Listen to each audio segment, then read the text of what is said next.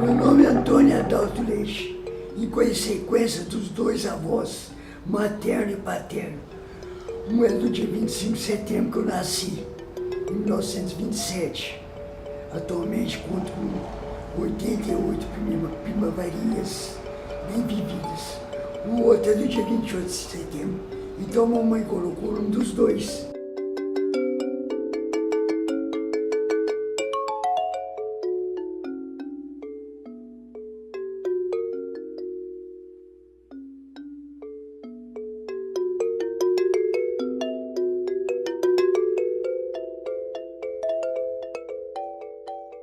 Chegaram os topógrafos e falaram que estavam medindo que inundar de água. Mas ninguém acreditava. A voz lá embaixo eles marcavam lá em cima, abaixo de 90 metros de altura.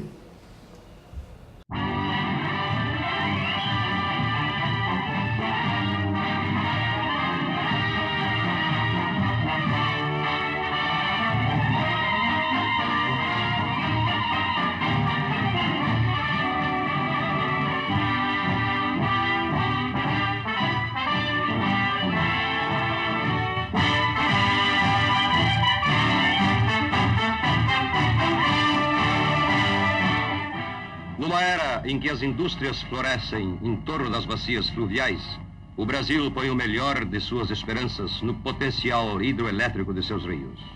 Este é o Rio Grande. Nas corredeiras de Furnas será construída a maior usina elétrica da América Latina e uma das maiores do mundo.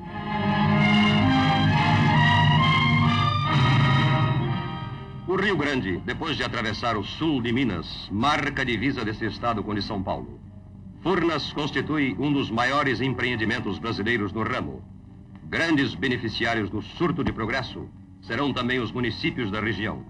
Um excepcional afluxo de riqueza lhes dará vida nova. Acabaram com as fazendas, teve gente que se suicidou, gente que morreu de desgosto. As fazendas eram uma beleza. A gente andava por todo lado, parente, proprietários rurais de tradição, gente sitiante, perdemos tudo, tudo.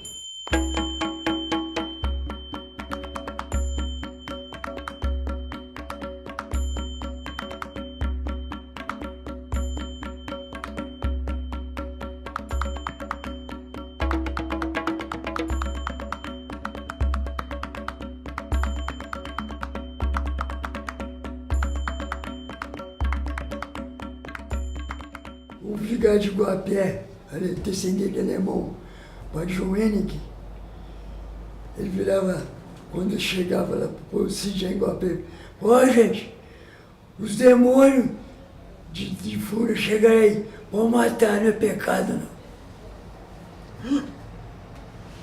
Era bravo, pode matar esses homens, não é pecado não.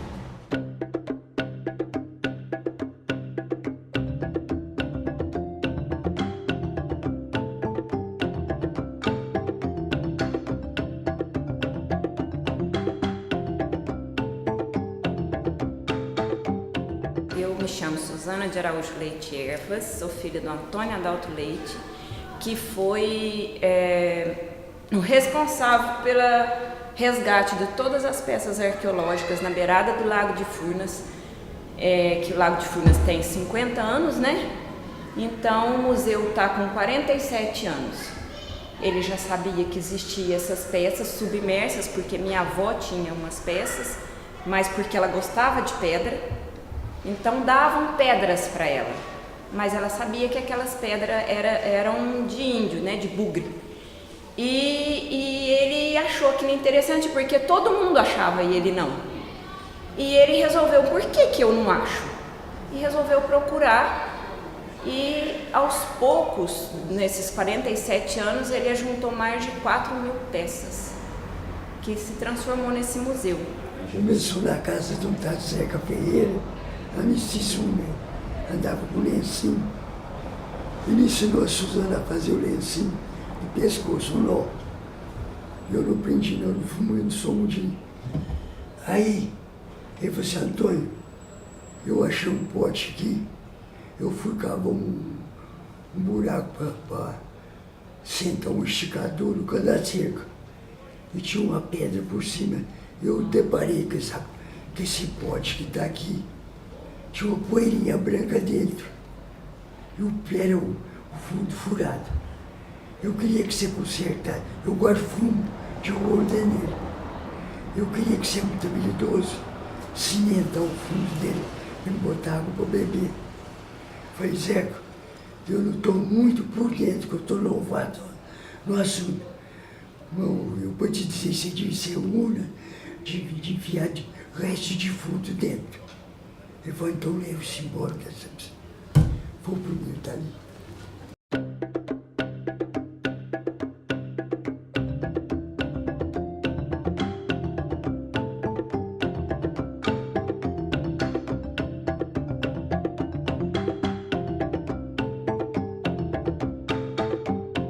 Encontrar essas peças para mim era brincadeira de criança.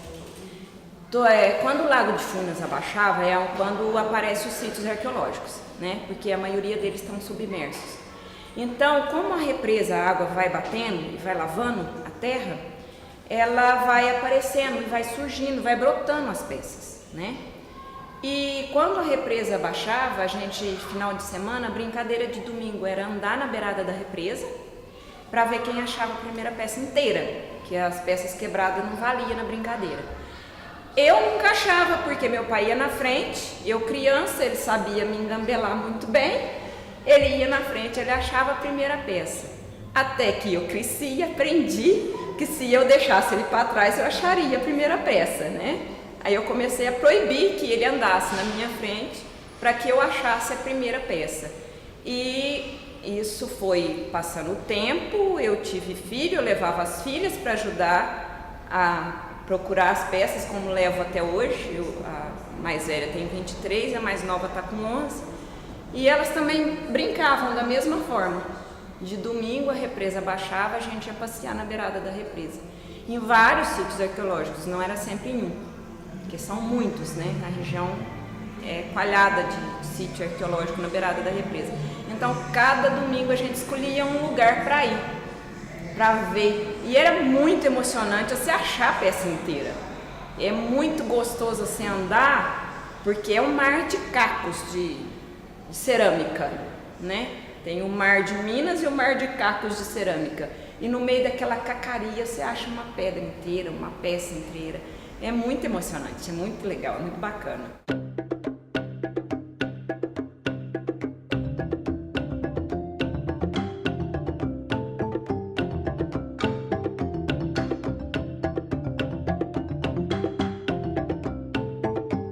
A gente sempre marcava a dificuldade. Primeiro, achar a peça inteira, que já é difícil, né? Você achar uma peça inteira. Aí, aquela peça inteira começava a ficar comum como quando aparecia outras iguais. Aí a gente sempre criava uma outra dificuldade para poder ficar mais emocionante. E assim a gente ia brincando de ser arqueóloga desde o dia que eu nasci.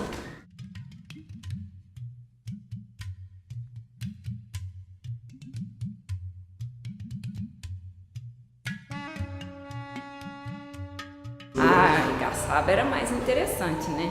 Porque tinha as pequenas, que é de segundo sepultamento, e às vezes tinha restos de ossinhos, né?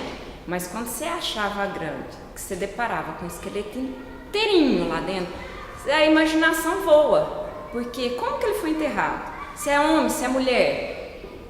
Morreu de quê? Né? Aí viveu quanto tempo? E todas essas perguntas vêm na cabeça da gente, né? Então, era muito emocionante. Eu não participei da que foi achada de 3, que eu estava na casa da minha avó nesse dia, né? Mas da outra eu estava, foi num domingo de Páscoa, no meio da estrada, né?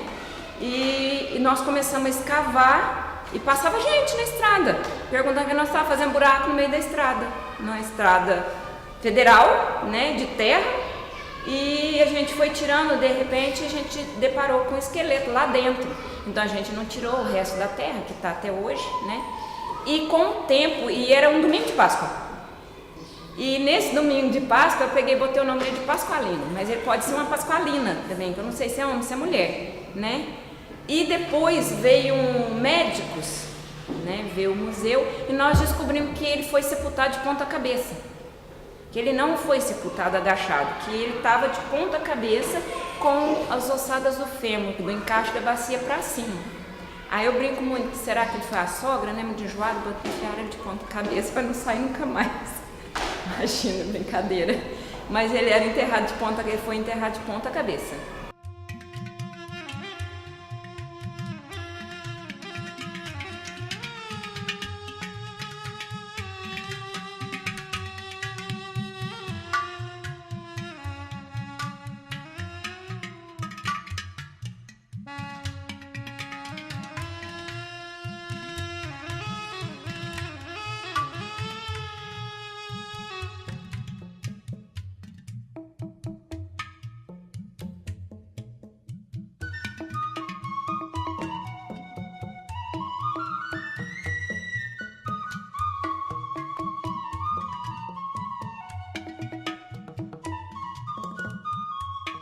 O povo, muito curioso, eu falei, olha, noite de lua cheia,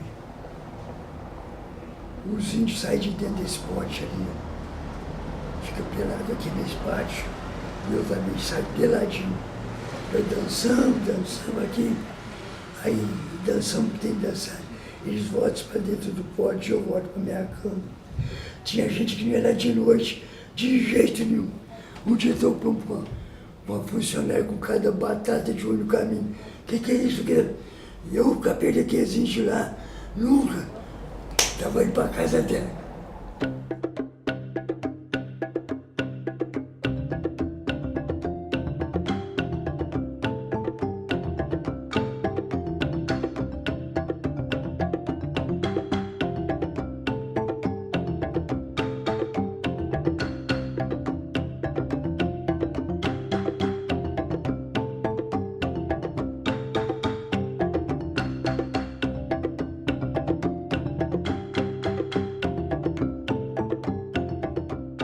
O caboclo chegou, olhou os índios e falou, ô, trai aí dentro.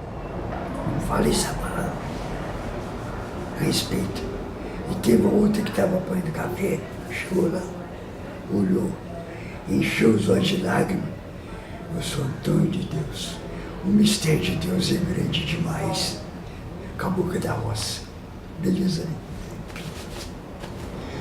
O milagre de Deus é grande demais.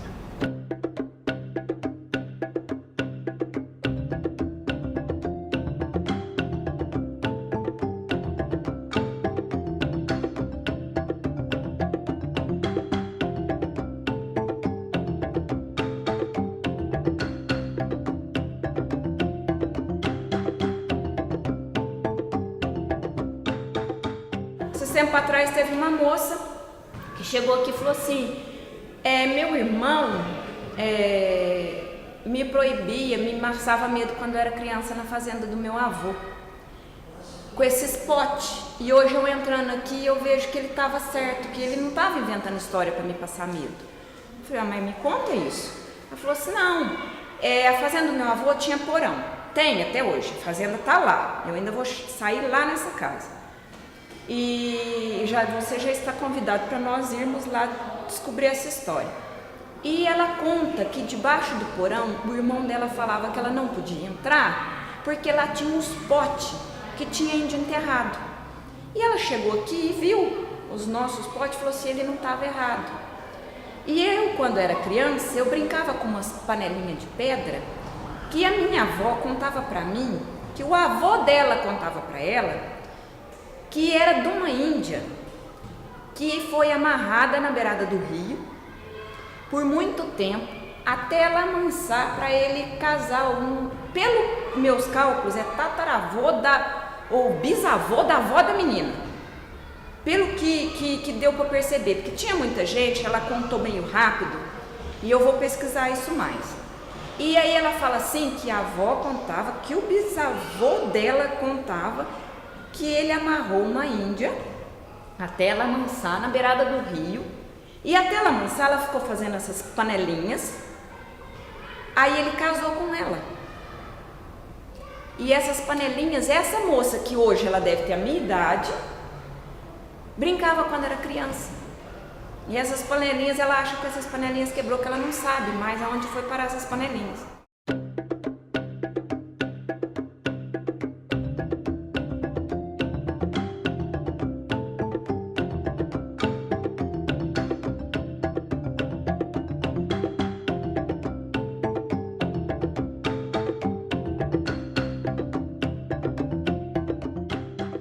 Ela conta que o pai tinha vergonha dessa história.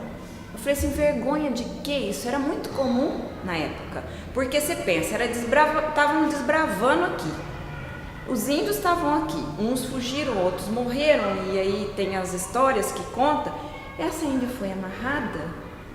Nessa história dá pra gente descobrir há quanto tempo que ainda tinha gente desses Catuauá aqui morando.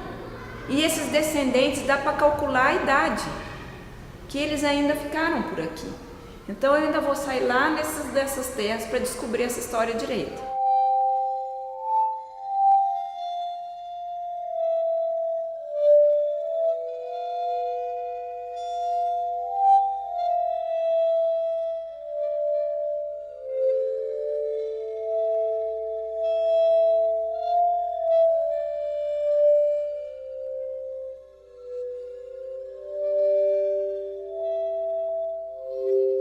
Tinha uma gruta com pinturas rupestres para baixo da cachoeira de Sapucaí, do rio Sapucaí.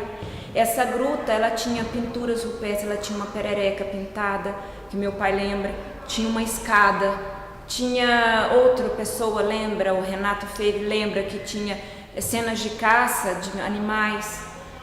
Dentro dessa gruta, imagina o que não tinha lá. Ela está a 70 metros de profundidade, calculamos, não, né?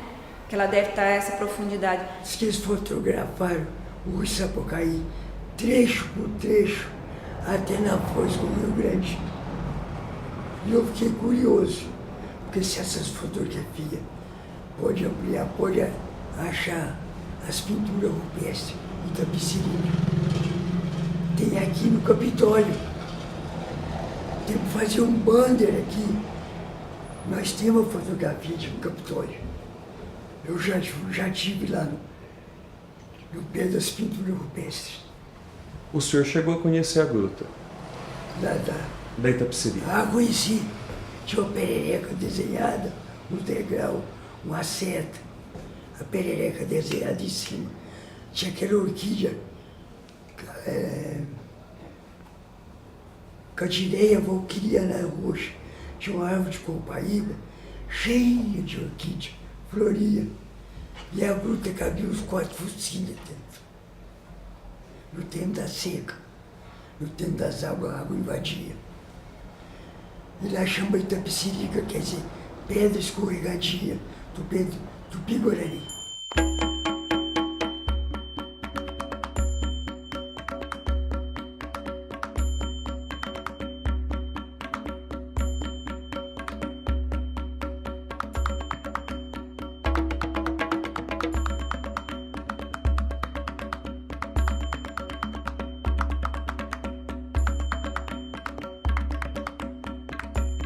Cidades foram submersas há 50 anos. Imagina mais tempo, há 500 anos atrás, o que não tinha na beirada desses rios. Eles moravam próximos dos rios. Tanto é que os sítios arqueológicos aparecem quando ela baixa, porque são os lugares mais planos, né? Porque os mais profundos assim não vai aparecer nunca. Por mais que a represa abaixe, não vai aparecer. Então a história que tem debaixo dessas águas é uma coisa absurda. São civilizações submersas, muitas civilizações, muita história.